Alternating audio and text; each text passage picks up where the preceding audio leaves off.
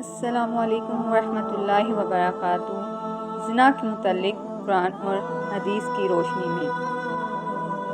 زنا بہت سخت حرام اور گناہ کبیرہ ہے، جس کی سزا آخرت میں جہنم کا عذاب اور دنیا میں زنا کار کی یہ سزا ہے کہ زنا کار مرد و عورت اگر کنوارے ہوں تو بادشاہ اسلام ان کو مجمع عام میں 100 کوڑے لگوائے گا، اور اگر وہ شادی شدہ ہوں تو انہیں عام مجمع کے سامنے سنگسار کرا دے گا، یعنی ان پر پتھر برسا کر ان کو جان سے مار ڈالے گا۔